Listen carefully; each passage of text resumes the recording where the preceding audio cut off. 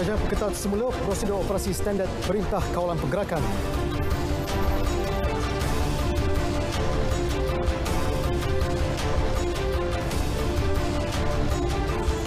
Gagal tampil jalani saringan kedua COVID-19, individu akan ditangkap dan didakwa.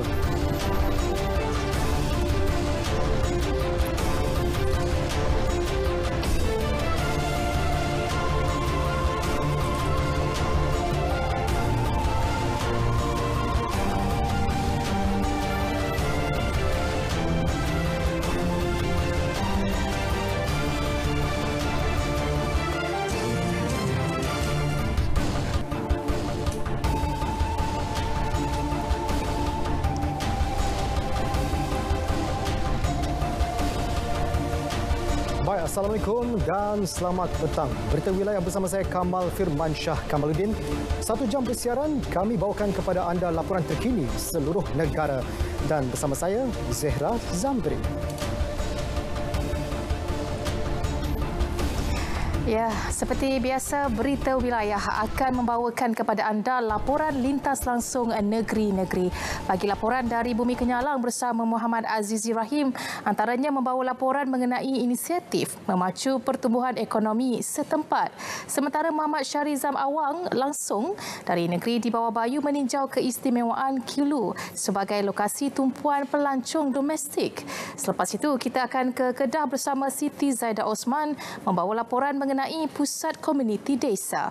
Akhir sekali, negeri jirannya Perlis. Wan Muhammad Ryan Rohidar akan melaporkan mengenai program Kasih Perlis FM yang menyantuni anak yatim menjelang Aidiladha. Semuanya seketika nanti.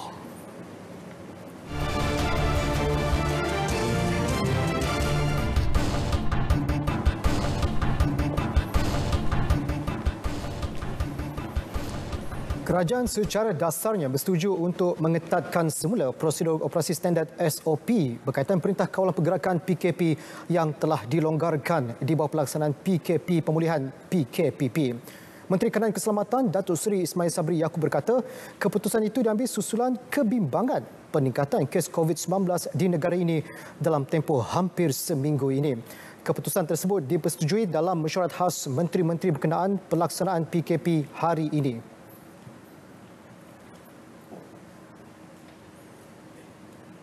Kita telah pun bersetuju dalam mesyuarat khas tadi untuk memperketatkan SOP yang kita longgarkan satu ketika dulu. Besok kita telah arahkan jawatan kuasa teknikal untuk berbincang, terutamanya meneliti SOP tentang sambutan Hari Raya Aidiladha. Kita akan bincangkan. Begitu juga dengan kru daripada kapal yang membuat sign on yang turun sebelum mereka berlepas ke kapal ataupun berlepas daripada negara mereka untuk ke kapal mereka ataupun daripada kapal untuk balik ke negara mereka. Kerana kita dapati kes import yang kedua terbesar adalah melalui kes-kes melibatkan klasi-klasi kapal. Datuk Seri Ismail Sabri memaklumkan hasil perbincangan pada mesyuarat jawatan kuasa teknikal esok akan dibentangkan ketika mesyuarat khas Menteri-Menteri pada Isnin ini sebelum keputusan dibuat. SOP berkaitan sambutan Aidiladha yang bakal disambut pada Jumaat hadapan ujarnya juga bakal diumumkan pada Isnin. Hari Isnin, jawatan kuasa teknikal akan come out dengan cadangan mereka dari segi SOP Raya Haji dan berbagai-bagai SOP lain. Raya Haji ni pun kita bimbang balik ke kampung, takut sebaran berlaku di kampung-kampung pula. Ya, kalau di Hari Raya Aidilfitri kita ada SOP kita. Tak boleh lebih 20 orang penerima tetamu dan sebagainya. Tapi Raya Haji kita tak tetapkan. Dan kita akan tetapkan. By Monday saya akan umumkan. Beliau terus menegaskan pihak polis tetap akan menjalankan pemantauan sepanjang sambutan Aidiladha nanti dan tangkapan akan dibuat sekiranya orang ramai ingkar dengan SOP yang ditetapkan. Sementara itu, semalam seramai 319 individu telah pulang ke tanah air melalui pintu masuk sempadan antarabangsa dan kesemua telah ditempatkan di 4 stesen kuarantin di Kuala Lumpur, Negeri Sembilan dan Johor. Mereka telah pulang dari 12 negara iaitu Indonesia, Singapura, Vietnam, Brunei, Qatar, Pakistan, Arab Saudi, Hong Kong, India, UAE, China dan Australia. Datuk Seri Ismail Sabri berkata keputusan membuka semula stesen kuarantin untuk perintah kuarantin wajib 14 hari diambil setelah mengambil kira peningkatan kes import dan ketidakpatuhan SOP yang menyebabkan peningkatan risiko penularan jangkitan COVID-19. Bagaimanapun, 9,600 individu masih menjalani proses kuarantin wajib di rumah masing-masing.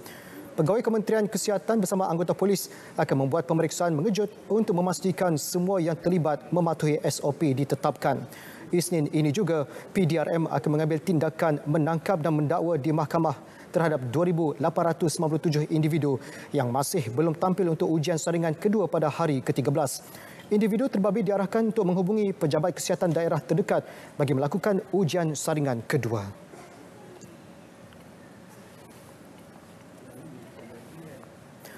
Dalam isu sama, Ketua Polis Negara Tan Sri Abdul Hamid Badaw menegaskan tiada lagi tindakan kompaun terhadap individu yang gagal tampil menjalani saringan kedua COVID-19 tanpa alasan munasabah. Sebaliknya, mereka akan ditangkap dan didakwa. Individu yang ingkar SOP kuarantin di rumah turut berdepan tindakan sama. Menerusi kenyataan khasnya kepada RTM, Tan Sri Abdul Hamid mengesahkan PDRM sedang meneliti senarai nama setiap individu berkenaan dengan bantuan pihak Kementerian Kesihatan KKM. 2 kategori kumpulan kini sedang dijejaki polis. Kumpulan pertama membabitkan 2,897 individu yang gagal menjalani saringan kedua COVID-19 pada hari ke-13 kuarantin semalam. Manakala kumpulan kedua membabitkan lebih 9,600 warga negara yang baru pulang dari luar negara dan sedang menjalani kuarantin di rumah masing-masing. Polis akan membuat pemantauan dari rumah ke rumah bagi memastikan SOP kuarantin dipatuhi sepenuhnya. Tegas Tan Sri Abdul Hamid, tindakan undang-undang akan dikenakan terhadap individu yang ingkar, termasuk penjara maksimum 2 tahun serta denda. Beliau turut meminta rakyat Malaysia memberi kerjasama penuh berikutan peningkatan semula jumlah kes COVID-19.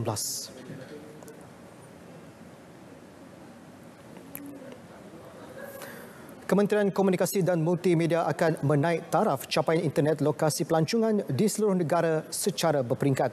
Ini memberi kelebihan kepada penggiat industri agar pelancong kekal lama di setiap lokasi pelancongan sekaligus merancangkan kembali perniagaan yang terjejas ekoran COVID-19. Menterinya, Datuk Saifuddin Abdullah berkata, trend pelancong yang bekerja sambil bercuti serta memerlukan capaian internet meluas untuk memudahkan urusan kerja mereka boleh diambil kesempatan oleh penggiat industri. Sekarang ini sudah ada satu trend baru di mana sesetengah orang dia melancong sambil dia bekerja. Jadi dia mungkin datang ke Cerating atau mana-mana tempat yang lain untuk satu jangka masa yang agak panjang, mungkin sebulan, 2 bulan. Dia sebenarnya bekerja, tapi pada waktu yang sama dia menikmati keindahan alam semula jadi, atau dengan kata lain sambil dia bekerja dia juga bercuti. Mereka memerlukan akses internet yang baik dan itu satu daripada perkara yang kita akan cuba untuk tingkatkan. Makmal Infrastruktur Digital Negara Makmal, Anjuran Suruhanjaya Komunikasi dan Multimedia Malaysia sedang berbincang untuk menetapkan semula sasaran pembangunan infrastruktur digital negara.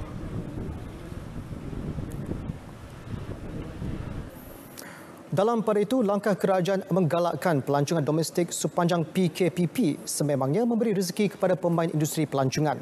Dalam masa sama, langkah keselamatan membendung penularan COVID-19 terus diutamakan pihak berkuasa dan warga tempatan. Terengganu antara negeri yang popular dikunjungi pelancong. Justru kunjungan pelancong domestik amat dihargai dalam membantu industri pelancongan selepas terjejas teruk akibat wabak COVID-19. Then we are very excited, especially after MCO. This is the first time we can travel cuti Malaysia, and it's a really eye-opener Most of the time we go overseas, but now we are in Malaysia. Cuti Malaysia betul boleh nampak. Oh, actually Malaysia is very beautiful, especially when the sea. Yeah, we must support cuti Malaysia. Yeah, because now we cannot go overseas, so we rather spend time with our lovely islands. Tomorrow we're going to explore the Redang, and of course today is Terengganu City.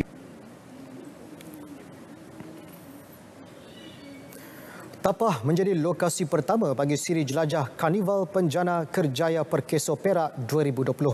Program yang telah diperkenalkan pada 15 Jun lalu telah menarik minat sehingga 16,000 majikan berdaftar dengan 6,000 pemohon telah berjaya mendapatkan pekerjaan. Karnival julung kali diadakan itu bertujuan bagi membantu golongan yang kehilangan pekerjaan akibat pandemik COVID-19. Dan dengan adanya program melalui penjana ni, saya percaya kita sedikit sebanyak dapat mengatasi masalah pengangguran. Dan cuma saya minta Melayu kepada warga Malaysia, janganlah memilih sangat. Terima apa juga peluang pekerjaan yang sedia ada, dan setelah mendapat peluang pekerjaan barulah cari kerja yang lain. Beliau berkata demikian selepas menyempurnakan Majlis Pelancaran Karnival Penjana Kerjaya Perkeso di Dewan Merdeka Tapah Perak. Pada karnival itu, sebanyak 7,000 kekosongan jawatan ditawarkan kepada bakal pencari pekerjaan. Sementara itu, bagi majikan yang mendaftar di bawah program ini, mereka ditawarkan insentif RM600 hingga RM1,000 bagi seorang pekerja yang diambil bekerja. Di Perak, menerusi Penjana Kerjaya Perkeso, seramai 420 majikan telah mendaftar bagi insentif pengambilan pekerja dan 510 pekerja telah berjaya mendapatkan pekerjaan di bawah program ini. Sebanyak 15% projek pembinaan masih tidak beroperasi ekoran kekangan sumber bahan, kewangan dan tenaga kerja. Malah penangguhan tersebut juga akibat kekeliruan SOP berbeza yang diterima. Menteri Kanan Kerja Raya Datuk Seri Fadilah Yusof berkata keadaan itu bagaimanapun terkawal selepas pemantauan dan penerangan dilakukan.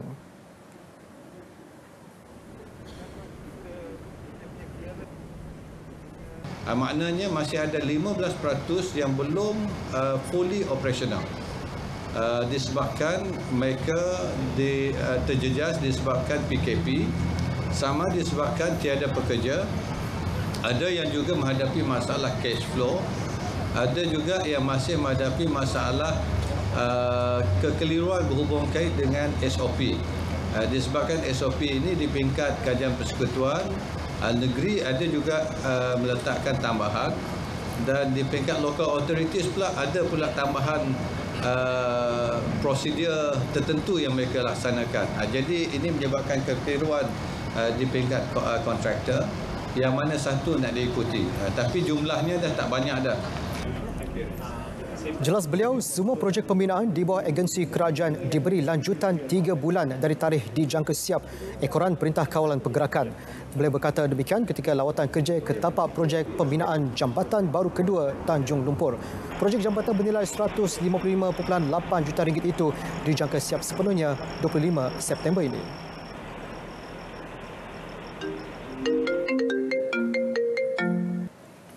Hello? Ya, Mak? Iya, saya baliklah ni. Cuti dah lulus dah ni. Cik Zahra. Bukan main banyak lagi guna apa ni, cecair pembasmi kuman ni. Lebih baik tuang dalam air, mandi je satu badan.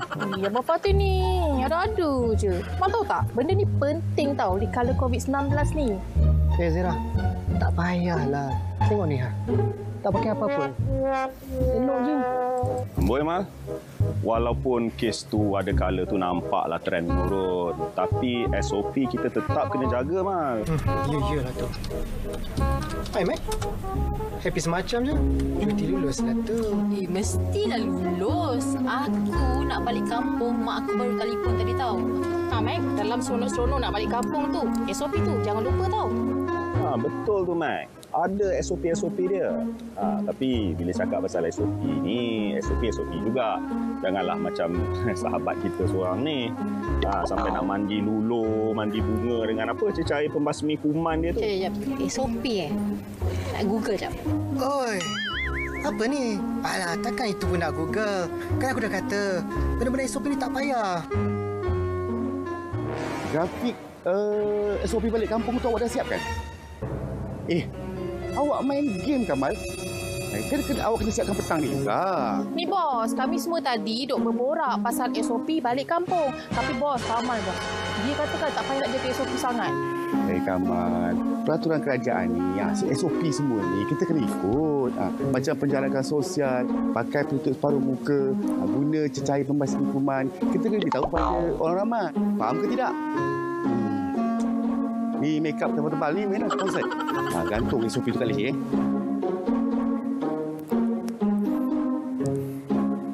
Saudara, berita wilayah diteruskan dengan meninjau perkembangan cuaca semasa di seluruh negeri bersama-sama Pegawai Meteorologi Abdul Aizat Nazmi Azmi. Silakan.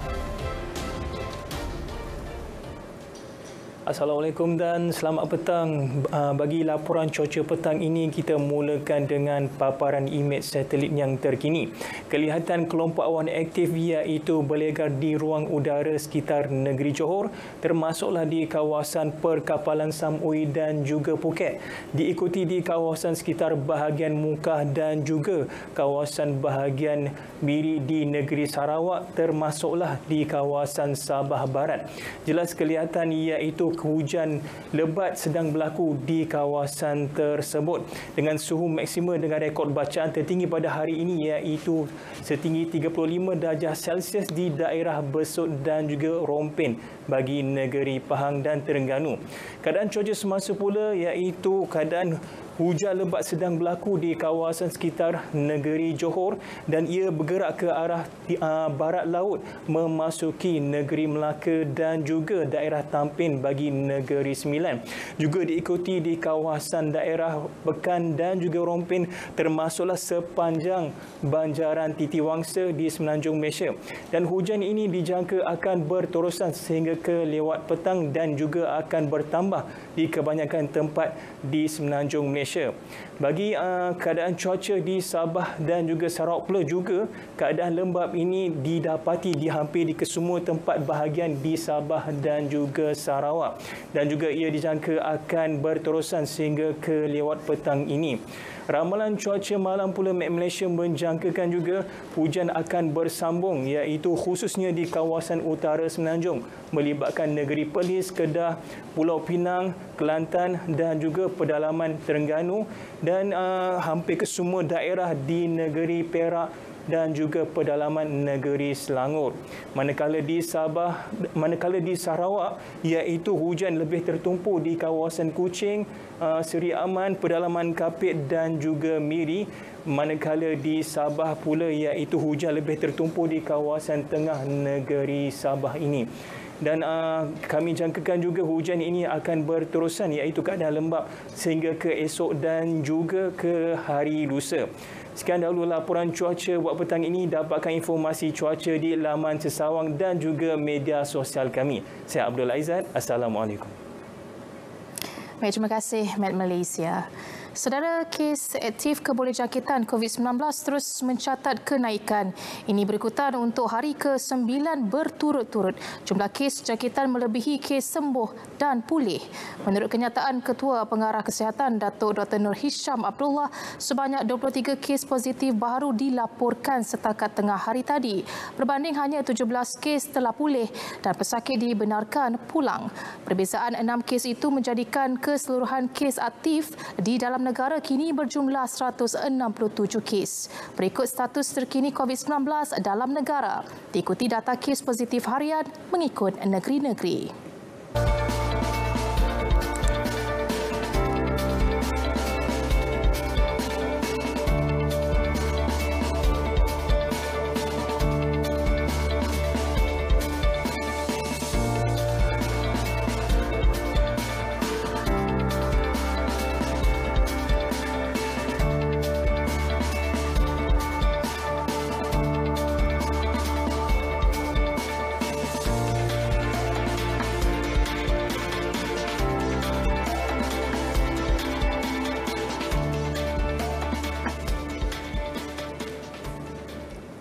Met Sarawak dijangka akan mengadakan mesyuarat kerajaan negeri bagi melaksanakan SOP di negeri berkenaan berkaitan peningkatan kes COVID-19.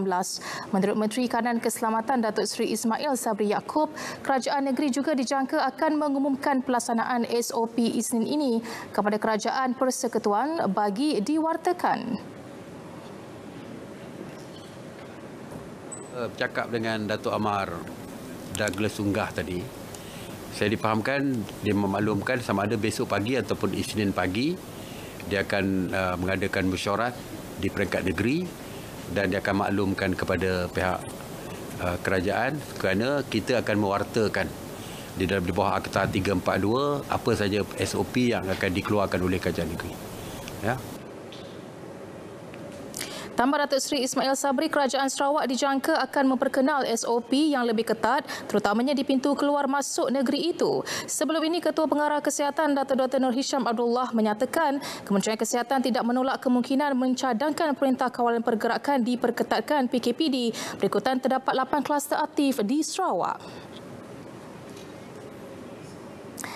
Met Sarawak dalam pada itu memfokuskan usaha untuk melengkapkan bandar dan pekan kecil dengan kemudahan estate industri.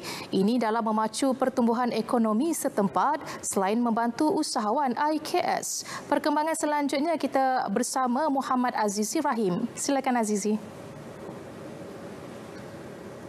Baik, terima kasih Zehra. Assalamualaikum dan salam hormat.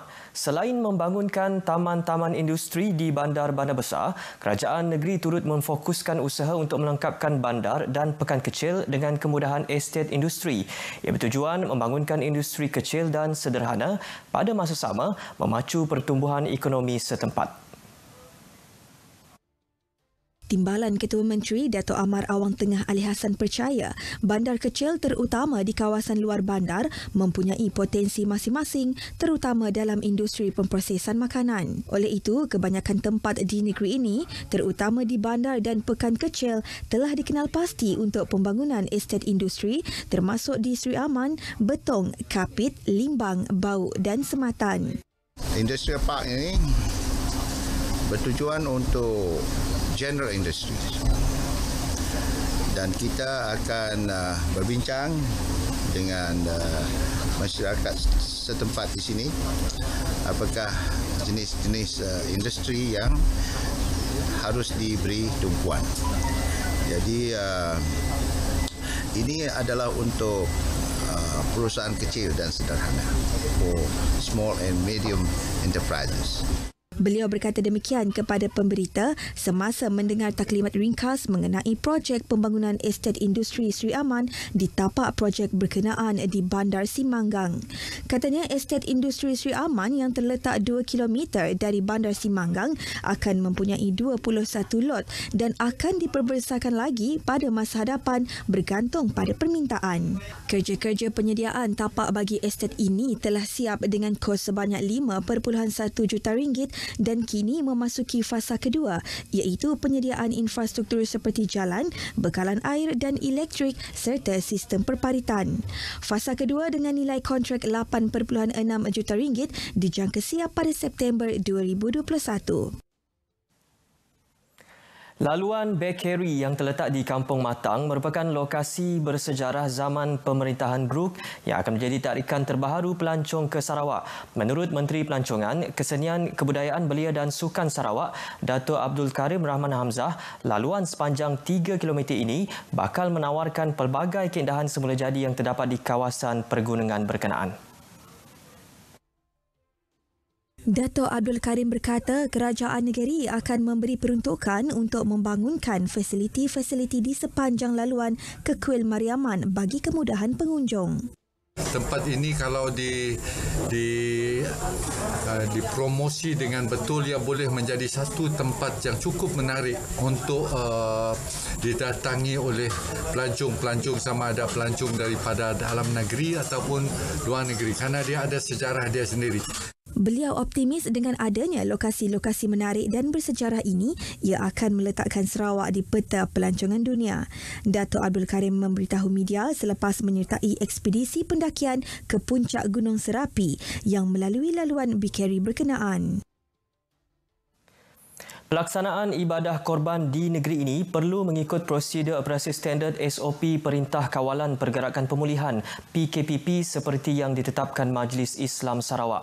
Menteri Muda di Jabatan Ketua Menteri Hal Ehwal Islam dan DBKU, Datuk Dr. Abdul Rahman Junaidi berkata, antara SOP yang ditetapkan adalah ibadah korban hanya dibenarkan di rumah penyembelihan selain masjid dan surau yang diberikan permit penyembelihan ternakan dari pejabat veteriner negeri atau daerah. Jelas Datuk Dr. Abdul Rahman, jawatankuasa masjid dan surau juga disaran supaya mengagihkan gerak kerja kepada 4 kumpulan semasa pelaksanaan ibadah korban dilakukan. Gerak kerja ini melibatkan 10 orang yang dibenarkan untuk melakukan kerja-kerja penyembelihan, pemotongan dan pembungkusan. Manakala 20 orang pula bagi kerja-kerja melapah dan pengagihan. Sementara itu, pihak penganjur juga perlu memastikan petugas aktiviti korban memakai pelitup separuh muka, apron, sarung tangan dan pelitup kepala. Setiap masjid dan surau juga mesti menyediakan cecair pembasmi kuman dan alat penyukat suhu badan, termasuk merekodkan nama sebagai langkah awal sebelum proses pengagihan bermula. Beliau menjelaskan demikian pada Majlis Sumbangan Lembu Korban Parlimen Santubong di Pusat Khidmat Parlimen Santubong di Kuching bagi mewakili Menteri Pembangunan Usahawan dan Koperasi Datuk Seri Dr. Wan Junaidi Tuanku Jaafar. Pada majlis itu, sebanyak 55 buah kampung kawasan Parlimen Santubong menerima agihan lembu korban sebanyak 68 ekor bernilai RM476,000. Seramai 43 ahli Persatuan Kecederaan Spina Kuching (KUSIA) menerima sumbangan daripada Malaysia Red Crescent Sarawak (MRCS). Pengarah MRCS Chai King Sing berkata sumbangan berupa kit keluarga itu bagi membantu ahli persatuan yang memerlukan terutama sepanjang pandemik COVID-19. Jelas Chai King Sing, dengan pemberian itu diharap dapat membantu meringankan beban keluarga ahli-ahli tersebut. Sementara itu, pengerusi KUSIA Jimmy Siang berterima kasih kepada MRAC atas keprihatinan dan bantuan yang diberikan. Dalam pada itu, beliau juga berharap permohonan untuk memiliki bangunan sendiri dipertimbangkan bagi memudahkan lagi melaksanakan aktiviti mereka. Dulu tak pernah memohon, tapi jawapannya belum ada lagi lah. Belum, ingat tak tahun bila tu? Mungkin tahun 2004. 2004. Masa tu tuan masih lagi jadi. Memang saya. Okay. Saya memang daripada asal daripada mula ditumbuhkan saya. Okey. Berapa ahli KUSIA seluruh Sarawak? Sekarang ni kita 82 orang. 82 orang. Untuk Kuching saja berapa? Kuching sekitar 60 lebih. Dedah beliau lagi, KUSIA mempunyai atlet-atlet Paralimpik yang turut memberi sumbangan kepada pencapaian sukan di negeri ini. Sekian berita dari Sarawak. Kita kembali bersama Zehra di Angkasa Puri. Silakan, Zehra. Terima kasih, Azizi. Kawasan luar bandar di Sabah jadi tumpuan pelancong domestik selepas sektor pelancongan dibenarkan beroperasi semula 16 Mei lalu. Untuk laporan penuh, kita bersiaran langsung bersama Muhammad Syarizam Awang di RTM Kota Kinabalu. Silakan Syarizam. Baik, terima kasih Zahra Zamri di Angkasa Puri. Assalamualaikum dan salam sejahtera. Dua pusat pembinaan sementara PPS yang dibuka di Beaufort dan Papar malam tadi bagi menempatkan penduduk terjejas banjir ditutup pagi tadi. Kesemua 59 penduduk terjejas kembali ke rumah masing-masing berikutan banjir pulih dan cuaca semakin baik. Menurut kenyataan Angkatan Pertahanan Awam Malaysia APM, PPS Dewan Datuk Seri Panglima Muhammad Dun Banir Beaufort yang menempatkan 30 penduduk terjejas dari Kampung Muhibah Beaufort dan Kampung Kilu Lumat Membakut semalam ditutup pada pukul 11 pagi tadi. Jalan raya ke Kampung Muhibah, Kampung Kilu Lumat, Lumat Laut dan Kampung Ulu yang sebelum ini tidak dapat dilalui kini boleh dilalui semua jenis kenderaan. Sementara itu, PPS Dewan Masyarakat Papar juga telah ditutup selepas semua 29 penduduk daripada 13 keluarga yang berada di PPS berkenaan pulang ke rumah masing-masing pagi tadi. Antara kampung yang dinaiki air semalam ialah Kampung Tanaki, Kawang, Gusi dan Sri Menanti. Umat Islam di Sabah digesa mewakafkan harta kepada Majlis Ugama Islam Sabah dalam usaha memperkasa pengurusan harta wakaf di negeri ini. Ketua Menteri Datuk Seri Panglima Muhammad Syafiee Abdal berkata, kesedaran umat Islam berkenaan wakaf sama ada wakaf am, wakaf khas dan wakaf tunai masih kurang. Datuk Syafiee menyatakan demikian dalam ucapannya yang disampaikan Menteri Undang-Undang dan Hal Ehwal Anak Negeri Datuk Aidil Mokhtar ketika pelancaran wakaf kamera AI pengimbas suhu di Masjid Negeri Kota Kinabalu.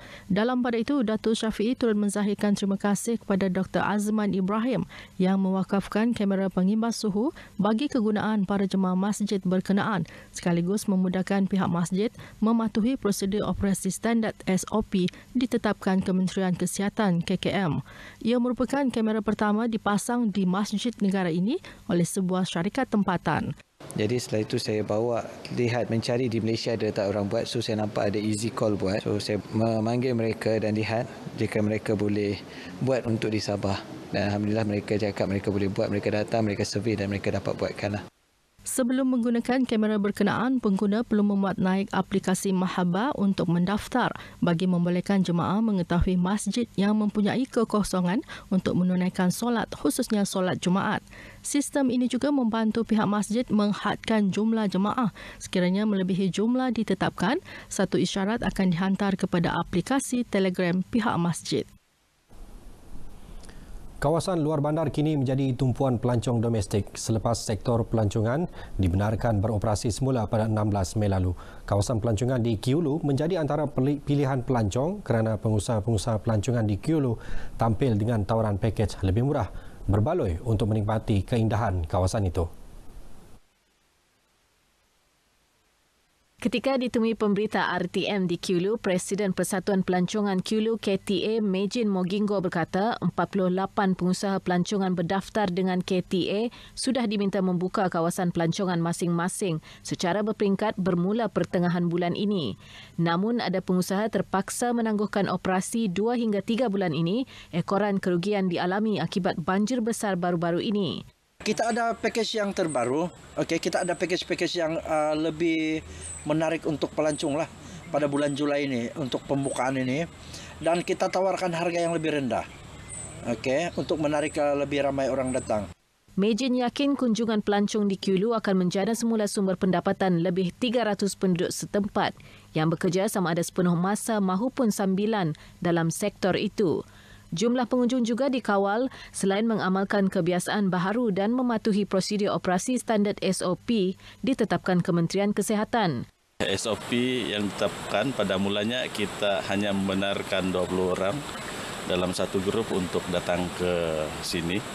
Tapi selepas PKPP kita telah melonggarkan sedikit atas nasihat daripada sahabat tourism dan pihak-pihak yang berwajib. Pilih tempat ini sebab ini sebenarnya direkomend oleh kawan-kawan juga lah. Lagipun saya punya tempat kerja pun dekat sini juga. Jadi tidak pernah rafting. Ini kali pertama rafting nih. Jadi best lah. Semua ni benda yang agak tertarik lah bagi saya. Tempat ni memang cantik.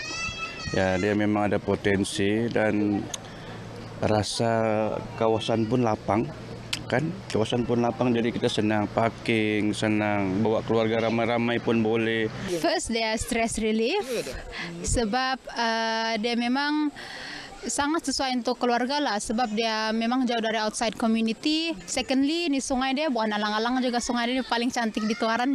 Sejak sektor pelancongan dibenarkan beroperasi, kawasan pelancongan di Kiulu menerima kunjungan lebih 200 pelancong domestik.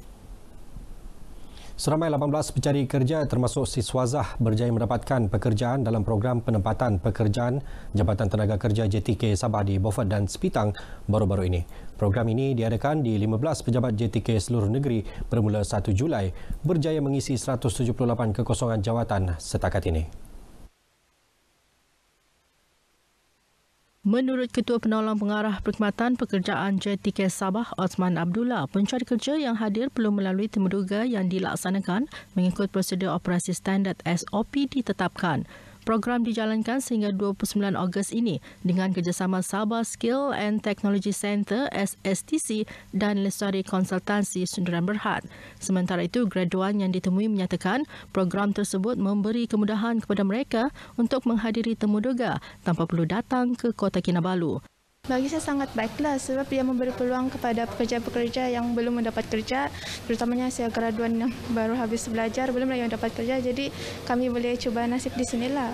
Mana tahu insyaAllah rezeki kami boleh training dekat SSTC dan boleh dapat kerja. Program ini sangat baik untuk anak-anak muda, apalagi macam yang baru lepasan habis belajar macam tu dan sedang mencari pekerjaan, apalagi di saat sekarang ni sedang pandemik.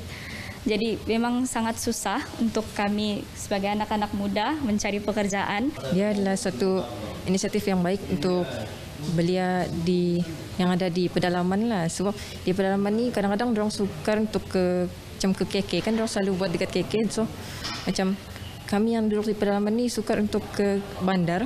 Secara keseluruhan, sebanyak 250 kekosongan pelbagai jawatan dalam sektor peruncitan ditawarkan melalui program ini. Pematuhan orang ramai terhadap prosedur operasi standard SOP kesihatan dalam tempoh Perintah Kawalan Pergerakan Pemulihan PKPP dilihat semakin berkurangan. Perkara ini dilihat menerusi sikap sambil lewa orang ramai terhadap pematuhan SOP yang dikuatkuasakan sebelum ini. Menurut Ketua Jabatan Perubatan Komuniti dan Keluarga Fakulti Perubatan dan Sains Kesihatan Universiti Malaysia Sabah UMS, Profesor Madya Dr. Syed Sharizman Syed Abdul Rahim berkata pemakaian pelitup separuh muka dan penjarakan sosial antara SOP yang semakin diabaikan. Tapi sekarang kita lihat yang social distancing tu dah macam tiada. Kalau makan pun semua makan satu table tu, kadang-kadang pun satu meja tu dah beramai. Keluar pun dulu awal-awal tu mungkin kita lihat ada yang takut nak bawa kanak-kanak, tapi sekarang ni kanak-kanak pun dengan ramai. Beliau menyatakan demikian kepada RTM di Kota Kinabalu mengenai pematuhan SOP kesihatan dalam usaha mencegah penularan wabak COVID-19. Menurut Profesor Madya Dr. Syed Sharizman, pematuhan SOP perlu konsisten, antaranya penjarakan sosial terutama ketika berada di premis perniagaan, kompleks beribelah dan restoran. Kegagalan berbuat demikian akan menyebabkan peningkatan semula kes COVID-19 di negara ini. Baik, sekian berita dari Sabah petang ini. Bersama mencegah COVID-19, lindungi keluarga, sentiasa pantau status kesihatan. Kita kembali bersama Zehra Zamri yang kesempuri. Zehra, silakan. Terima kasih Syarizam. Saudara, pembangunan luar bandar tidak kurang pentingnya bagi bersama membangunkan sosioekonomi masyarakat. Di Kedah ada peruntukan yang dikhususkan untuk tujuan itu. Petang ini, Siti Zaidah Osman akan memperincikan laporan berhubung perkara itu. Zaidah, teruskan. Terima kasih. Assalamualaikum dan salam sejahtera. Peruntukan berjumlah 45.37 juta ringgit yang diluluskan Kementerian Pembangunan Luar Bandar KPLB tahun ini bakal memberi rangsangan baharu terhadap pertumbuhan sosioekonomi di kawasan luar bandar di negeri ini. Peruntukan tersebut melibatkan 13 projek iaitu 3 projek baharu dan 10 projek sambungan. Daerah Baling, Sik dan Padang Terap antara fokus utama agenda pembangunan di kawasan luar bandar. Pengerusi Jawatankuasa Pembangunan Luar Bandar, Pembasmian Kemiskinan, Pembangunan Insan dan Kesejahteraan Masyarakat Negeri, Datuk Siti Aisyah Ghazali berkata jalan luar bandar menerima peruntukan paling tinggi iaitu 19.83 juta ringgit. 3 projek baharu adalah membina dan menyiapkan Jalan Kampung Badli Shah Air Putih Junjung Kulim, membina jalan baharu dari Jeneri ke Sik Dalam dan menggantikan sebuah jambatan konkrit sedia ada di perkampungan Taman Kota Nelayan berhampiran Pasar Nelayan Kuala Kedah serta 6 projek sambungan. Projek bekalan air luar bandar pula menerima peruntukan kedua tertinggi iaitu 17.46 juta ringgit dan jalan perhubungan desa 5.21 juta ringgit. Selain itu, pemasangan lampu jalan kampung melibatkan peruntukan sebanyak 2.52 juta ringgit, program ameniti sosial 1.83 juta ringgit dan projek bekalan elektrik luar bandar 1.02 juta ringgit. kita bila fokus luar bandar ini, bila pembangunan luar bandar itu maju secara tak langsung, keseluruhan itu akan majulah sebab hubungan jalan desa. Kalau jalan tu tak boleh diguna, tak cantik, bagaimana berhubungan untuk nak meningkatkan ekonomi, nak berjalan, sebab pengurusan di jalan-jalan itu akan diguna pakai oleh orang yang untuk keluar kerja, cari semua yang keperluan masyarakat rakyat lah. Bercakap kepada RTMD Alostar, beliau berkata kebanyakan projek berkenaan telah diserahkan kepada kontraktor yang dilantik dan sebahagian daripadanya sudah disiapkan. Pusat Komuniti Desa PKD Napoh atau dahulunya dikenali sebagai Pusat Transformasi Luar Bandar RTC Napoh di Kubang Pasu akan diberi nafas baharu. Ia bagi memastikan pusat berkenaan terus cekap memberi perkhidmatan kepada masyarakat setempat. Pengerusi Lembaga Kemajuan Wilayah Kedah Kedah, Datuk Dr. Ku Abdul Rahman Ku Ismail berkata, pihaknya akan mencari kaedah dan jalan terbaik untuk menghidupkan semula operasi pusat tersebut supaya lebih memberi faedah kepada rakyat. Boleh dibuat di sini. Di samping itu, kita merancang untuk membuka tempat ini kepada orang-orang luar, organisasi luar yang nak membuat pameran, expo dan sebagainya. Jadinya kita kalau itu dapat berlaku, tempat ini akan dilihat sepanjang masa ada aktiviti-aktiviti yang boleh menarik masyarakat untuk datang ke tempat ini. Katanya PKD Napoh mempunyai 42 lot perniagaan dan kesemuanya telah disewa oleh peniaga. PKD Napoh yang dirasmikan bekas Perdana Menteri Datuk Seri Najib Tun Razak pada April 2014 terletak di tepi Lebuh Raya Utara Selatan dari arah Jitra menghala ke Changlun. Di awal kewujudannya, PKD Napoh menyediakan pelbagai kemudahan termasuk kemahiran, latihan dan program pembangunan usahawan. Beberapa agensi dan jabatan kerajaan turut beroperasi di sini.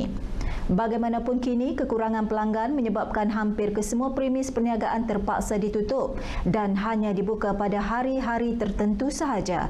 Dan atas sebab itu, ia akan diberi nafas baharu. Rukun negara menjadi tonggak perpaduan kaum dengan tujuan setiap rakyat di negara ini menyedari, menerima dan memahami hakikat bahawa kepelbagaian kaum, agama serta budaya adalah satu rahmat yang perlu dimanfaat bersama. 5 prinsip yang terkandung dalam rukun negara sekiranya diteliti dan dihayati sudah tentu akan menghasilkan masyarakat yang bersatu serta mengetepikan perbezaan demi kehidupan harmoni. Malaysia sebuah negara unik dan istimewa kerana mempunyai rakyat berbilang bangsa, agama dan latar budaya. Mereka hidup dalam suasana aman dan damai, saling hormat menghormati dan sentiasa bekerjasama. Tidak dinafikan ada ketikanya gelora melanda, namun ia tidaklah sehingga menghancurkan ikatan erat hubungan antara kaum yang terjalin sejak sekian lama. Tujuan rukun negara ini dilaksanakan, diwujudkan adalah untuk perpaduan yang kukuh, kunci keharmonian dan kemakmuran warga negara. Kalau kita melihat warga negara kita di Malaysia, kita ada Cina, India, Melayu, satu rumpun, seia, sekata, dalam satu bumbung, dalam satu negara yang aman dan harmoni, itulah negara Malaysia. Maka seharusnya wajib semua warga negara Malaysia kita memelihara, menghayati apakah itu rukun negara. Semua pihak termasuk ibu bapa, guru, masyarakat dan ahli politik perlu memainkan peranan masing-masing untuk menerapkan nilai-nilai murni yang ada dalam rukun negara. Anak-anak juga perlu sentiasa diasuh dan dididik tentang prinsip rukun negara dalam kehidupan mereka. Sebab saya nampak sebagai ahli politik ini boleh menjadi idola kepada para remaja dan belia yang akan datang. So saya bukan saya nak nasihatkan, tetapi saya nak bagi pandangan saya supaya semua golongan ada peranan masing-masing, ibu bapa maupun para guru dan juga kerajaan, NGO, media massa untuk membawa prinsip rukun negara ini kepada rakyat masyarakat Malaysia supaya mereka bukan saja menghafal tetapi menjiwai rukun negara ini. 5 prinsip rukun negara ialah teras kepercayaan kepada Tuhan, kesetiaan kepada raja dan negara, keluhuran perlembagaan, kedaulatan undang-undang serta kesopanan dan kesusilaan. Prinsip-prinsip yang terkandung dalam rukun negara merupakan kunci kepada keharmonian dan perpaduan kaum demi kejayaan dan kestabilan Malaysia. Laporan itu mengakhiri lintas langsung dari Negeri Jelapang Padi untuk petang ini. Saya Siti Zaidah Osman. Assalamualaikum, kembali ke Angkasa Puri. Terima kasih Siti Zaidah. MAIPS teruskan kecemerlangan berentas zaman hingga dikenali di peringkat antarabangsa. Juga anak yatim, piatu dan asnaf dibantu bagi meraihkan Hari Raya Aidiladha. Bingkisan dari Perlis ini terus bersama Wan Muhammad Ryan Rohidar. Silakan Ryan. Melangkah ke usia 1 kurun, Majlis Agama Islam dan Adat Istiadat Melayu Perlis MAIPS terus komited mempamerkan kecemerlangan selaras slogannya menjunjung syiar memaju ummah. Bukan sahaja di Perlis, dengan sokongan jabatan dan agensi di bawahnya, MAIPS kini dikenali hingga ke peringkat antarabangsa. Raja Muda Perlis, Tuanku Said Faizuddin Putra Jamalul Lail yang juga Yang di-Pertua MAIPS bertitah, pertemuan dengan tokoh antarabangsa petunjuk jelas kewibawaan dan penghormatan tertinggi buat MAIPS. Bagi memastikan MAIPS mengekalkan kecemerlangannya, adalah wajar MAIPS mewajibkan calon-calon perkhidmat majlis yang akan diambil bekerja selepas ini supaya menyatakan apakah suntikan nilai tambah yang dapat diberi dan disumbangkan oleh masing-masing dalam CV serta pada ketika ditemuduga dalam usaha memajukan lagi MAIPS berdasarkan kepakaran dan kemahiran yang dimiliki. Ia amat penting kerana perkhidmat majlis adalah tonggak yang melestarikan visi dan misi MAIPS dan hanya yang terbaik dan boleh membawa MAIPS ke tahap yang lebih membanggakan. Baginda bertitah pada Majlis Apresiasi Anugerah Perkhidmatan Terpilih dan Keterampilan Jabatan serta Agensi Agama Islam di bawah MAIPS. Menjelang sambutan kemerdekaan, pelbagai program dirancang bagi terus memupuk perpaduan. Walaupun negara masih berada dalam fasa Perintah Kawalan Pergerakan Pemulihan, ini tidak melunturkan semangat untuk sama-sama melaksanakan matlamat berkenaan. Dari segi perpaduan itu tidak terjejas. Walaupun usaha ke arah mengeratkan lagi perpaduan di kalangan masyarakat ini perlu diteruskan. Dan di masa yang sama kita mendapatkan kerjasama daripada semua jabatan untuk menggembeling tenaga bukan sahaja di kalangan kaki tangan mereka sendiri tetapi juga di kalangan masyarakat. Beliau menyatakan selepas majlis penyerahan jalur gemilang anjuran Jabatan Penerangan Perlis di Kampung Wang Besar. Ini pula sempena kedatangan Hari Raya Aidiladha. Perlis FM terus melakukan tanggungjawab sosial korporat dengan menyantuni anak yatim dan asnaf. 20 kanak-kanak diraikan menerusi program kasih. Setiap seorang menerima bantuan RM150 bagi membeli pakaian dan kelengkapan raya. Sejak mak ayah saya tak ada. Saya dalam setahun saya macam sekali, 2 kali macam tu lah. Lepas ni harap dapat kehidupan lebih baik lah. Macam dapat jalani dengan lebih baik lah.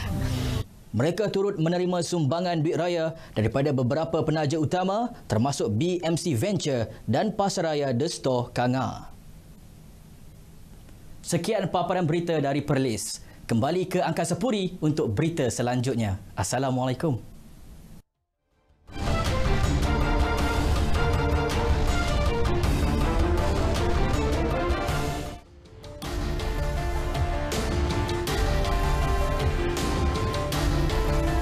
Persatuan Hoki Kuala Lumpur PHKL optimis untuk mengadakan Liga Hoki Kuala Lumpur 2020 dengan format yang baharu dan struktur kejohanan yang lebih komprehensif serta sistematik. Presiden PHKL Datuk Seri Megad D. Syahriman Zaharuddin berkata, anjuran Liga kali ini bakal menampilkan kelainan ke arah yang lebih positif selain menjadi medan pemain-pemain muda mengasah bakat di kejohanan ini. Dan diharap dengan SOP yang baru ini yang dapat memastikan Fraternity Hoki Kuala Lumpur dan juga negeri-negeri lain untuk participate dan juga memastikan game hoki ini dapat dimain oleh semua orang. Dan paling utama adalah kami di KLHA memastikan SOP ini ditekankan dan memastikan tidak ada perkara yang kita akan langgar SOP, dan dalam masa sama kami akan juga submitkan kepada MAC dan juga kepada KBS. Beliau ditemui media selepas mempengerusikan mesyuarat Lembaga Eksekutif PHKL di Stadium Hoki Kuala Lumpur. Beliau turut menzahirkan ucapan terima kasih kepada pihak Konfederasi Hoki Malaysia KHM yang memberi kelulusan dan kerjasama yang baik bagi PHKL merealisasikan liga tersebut. Liga Hoki Kuala Lumpur edisi kali ini bakal disertai 40 pasukan dengan sistem liga mempunyai 3 division utama di bawah kelolaan PHKL yang dijangka bermula pada pertengahan bulan September. Meskipun menjadi penanda aras kepada penganjuran kejohanan lain, kejuaraan Kapri Malaysia Petronas sentiasa meningkatkan usaha memperhalusi prosedur operasi standard SOP perlumbaan untuk pusingan seterusnya. Pusingan kedua dijadual pada 22 hingga 23 Ogos di Litar Tangkak, Johor. Jelas pengarah Safe AIM Mutual Sdn Bhd Ron Hock ditangkap akan memerlukan struktur pelaksanaan yang berbeza berbanding pusingan pembukaan di Litar Sepang, ekoran Litar Tangkak lebih sempit. Tambah Ron, beberapa lawatan dan perbincangan dengan pihak pengurusan Litar Tangkak dilakukan bagi memastikan perancangan terperinci supaya segala SOP asas yang digariskan oleh Majlis Keselamatan Negara dipatuhi sepenuhnya. Seperti mana perlumbaan pembukaan di Litar Sepang minggu lalu, pusingan kedua di Litar Tangkak akan berlangsung tanpa kehadiran penonton.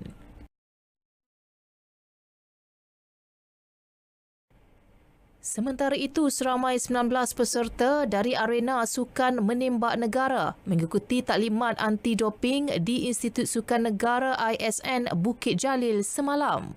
Ia bertujuan memberi pendedahan menyeluruh berkenaan anti-doping sekaligus memberi kesedaran kepada atlet dan jurulatih berhubung kesan penggunaan doping dalam industri sukan. Taklimat dianjurkan Agensi Anti-Doping Malaysia ADAMAS itu dikendalikan penolong pengarah pendidikan ADAMAS Muhammad Hafizuddin Baki. Antara yang terlibat menyertai program berkenaan atlet elit dan pelapis kebangsaan, barisan kejurulatihan serta pegawai sains sukan daripada ISN.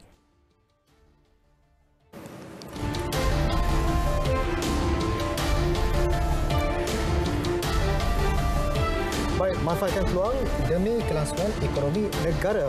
Baik, kita memperkatakan mengenai industri minyak pati tempatan dan juga produk berasaskan herba yang mempunyai potensi yang tinggi untuk berkembang. Juga mempunyai pasaran yang luas sebenarnya, Zira. Benar, Kamar. Bukan itu saja, ya, malah pengekstrakan dan penyulingan minyak pati ini mampu untuk menjana pendapatan negara. Ini menerusi penghasilan pelbagai produk yang mampu dikomersialkan untuk pasaran antarabangsa. Ya, nampaknya rakan kita Raihan Abdul Rahim meninjau proses penyulingan minyak pati di Institut Penyelidikan dan Kemajuan Pertanian Malaysia MADI yang bertempat di Kuala Linggi, Melaka. Saksikan.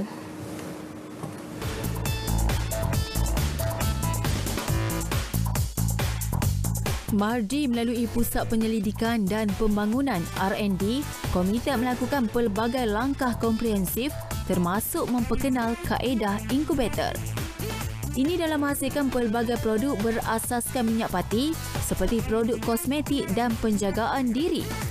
Pelbagai platform dan insentif telah disediakan melalui MADI bagi membantu usahawan dalam meneroka industri minyak pati ini. Ia terbukti menerusi stesen MADI Kuala Linggi yang menyediakan fasiliti lengkap selain penyediaan pelbagai program bagi penghasilan minyak pati yang boleh dimanfaatkan usahawan. Menteri Pertanian dan Industri Makanan Datuk Seri Dr. Ronald Kendi berkata, penghasilan pati berkenaan bukan setakat untuk pasaran tempatan, malah berpotensi besar untuk dipasarkan ke pasaran antarabangsa.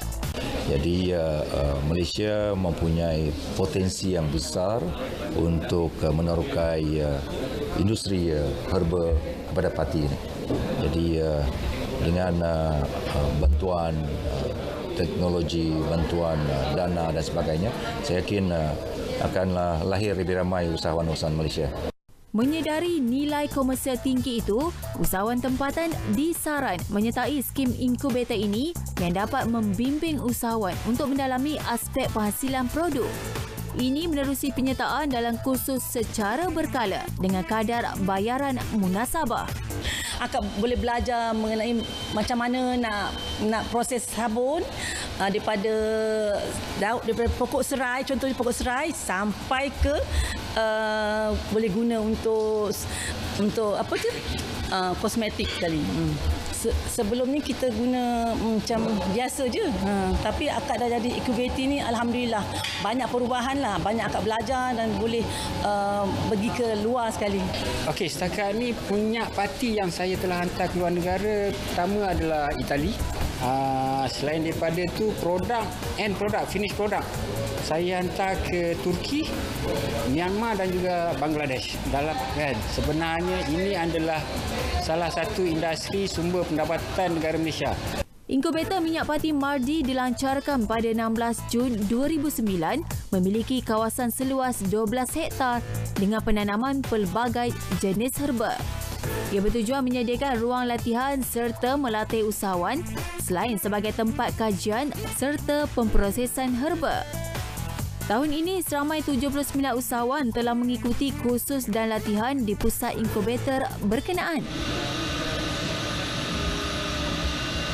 Pembangunan teknologi inkubator oleh Institut Penyelidikan dan Kemajuan Pertanian Mardi telah terbukti membantu para usahawan, terutama usahawan AKS dalam membangunkan produk masing-masing. Diharap penggunaan inkubator ini dimanfaatkan sepenuhnya demi kelangsungan ekonomi negara. Rakyat Malaysia, ayo sama-sama kita sokong produk tempatan. Raihan Rahim untuk berita RTM. Saksikan pelancaran Bulan Kebangsaan dan Kibar Jalur Gemilang 2020 di Dataran Perdana Bangunan Perdana Putra Putrajaya yang dilancarkan oleh Yang Amat Berhormat Tan Sri Datuk Haji Muhyiddin Haji Muhammad Yassin, Perdana Menteri Malaysia, pada hari Selasa 28 Julai 2020 pukul 8.55 pagi. Saksikan di saluran berita RTM dan TV1.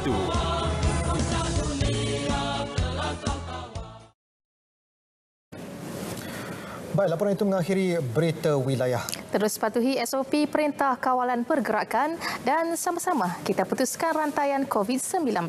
Terus setia bersama berita RTM, maklumat sahih, jenama dipercayai. Dengan itu, Assalamualaikum dan selamat berhujung minggu.